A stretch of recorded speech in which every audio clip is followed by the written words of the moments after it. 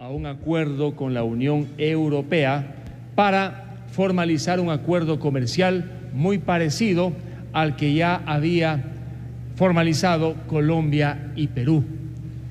En ese acuerdo con la Unión Europea existe un protocolo en virtud del cual países como Colombia, Perú y por supuesto Ecuador se comprometen a que las entidades reguladoras y las que ejercen el control, entre otros ámbitos, el de las telecomunicaciones, deben ser completamente independientes y autónomas de las entidades o empresas que prestan los servicios de telecomunicaciones.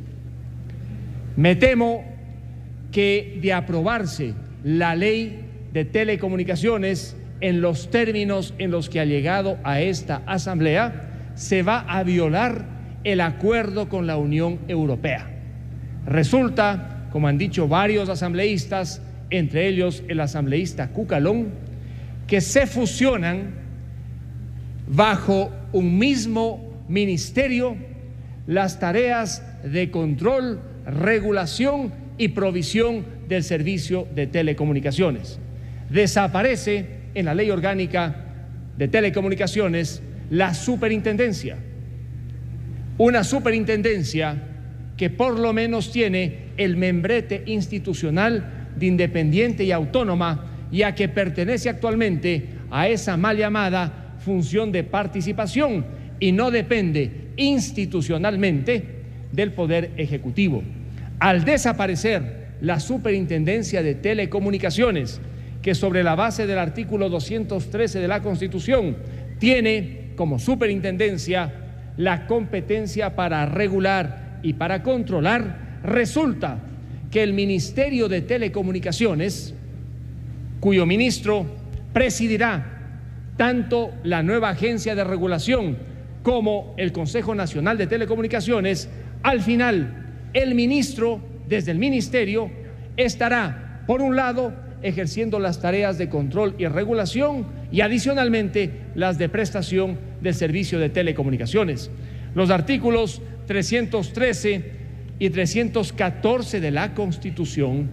cuando señalan cómo el Estado, no el gobierno, el Estado debe ejercer el control y la regulación, establece los parámetros para que no exista ninguna confusión. El presidente de la Comisión, inclusive, en su exposición, se remitió a una sentencia de la Corte Constitucional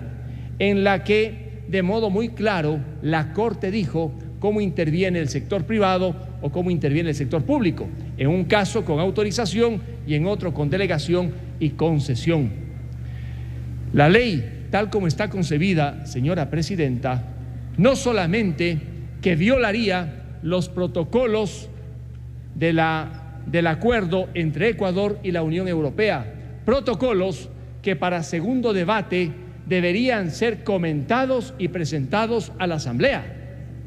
sino que vulnera fundamentalmente los dos artículos de la Constitución que hablan del control del Estado en materia de regulación de los servicios públicos y de las actividades estratégicas, el 314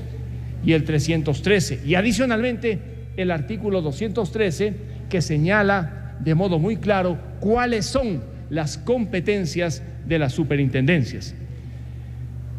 En cuanto al artículo 34, tengo una preocupación después de haber escuchado sobre la necesidad de establecer una contribución para aquellas empresas de telefonía celular que son dominantes en el mercado. Yo tengo una duda jurídica. ¿Cuál es la relación entre, pensemos, la empresa Claro, que es la empresa dominante, con el Estado ecuatoriano? Es una relación establecida en un contrato de concesión, un contrato que fue negociado, si mal no recuerdo, el año 2008. ¿Qué dicen esas cláusulas en cuanto a la resolución de disputas y de conflictos? Si es que se aplicara el artículo 34, una vez publicada la ley, se podría o se modificaría el contrato de concesión, se alterarían sus cláusulas. o tal vez está estableciendo una salvedad para que después de publicada la ley el contrato se mantenga igual y que recién comience a regir el artículo 34 cuando haya fenecido la concesión. Este tema no está claro, porque podríamos asustarnos jurídicamente sobre el hecho de que ya se modifique el contrato, o simplemente es un juego de palabras. No está claro. Sin embargo, el Estado ecuatoriano actualmente está enfrentando una serie de demandas a nivel arbitral con motivo de una ley que aprobó el Congreso el año 2006,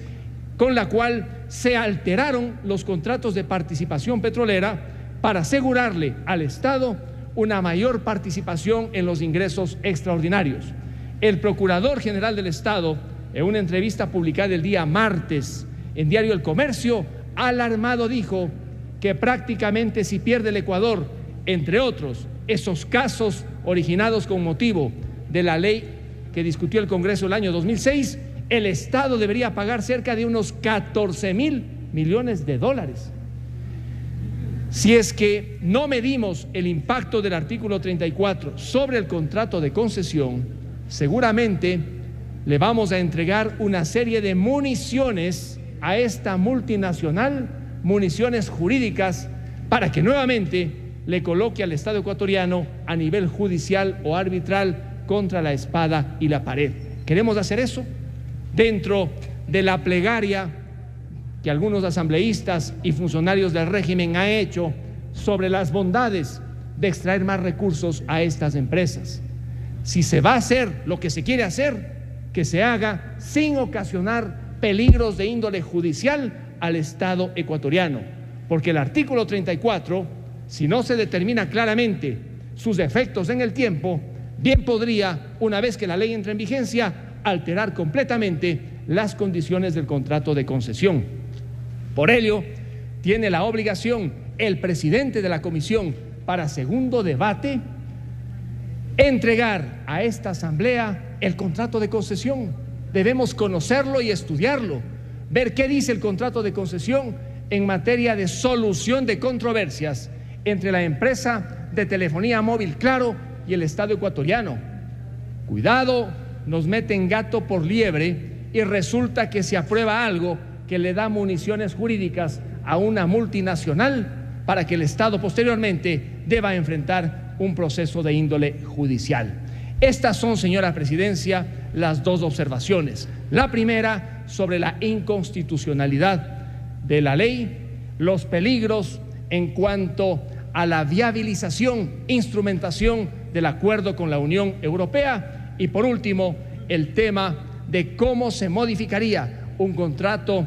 de concesión celebrado entre el Estado ecuatoriano y la empresa de telefonía celular con la incorporación del artículo 34. No quiero hablar más de los controles peligrosísimos que podrían adoptarse desde el Ministerio de Telecomunicaciones el momento que toma control de todas las competencias de la Superintendencia de Telecomunicaciones. Dejemos ese capítulo para el segundo debate y le pido una vez más al presidente de la comisión que para el segundo debate no nos envíe simplemente un informe, sino que nos entregue documentos, el contrato de concesión para comenzar y el protocolo o el documento del acuerdo entre el Ecuador y la Unión Europea, sobre todo en el tema de las telecomunicaciones. Muchas gracias.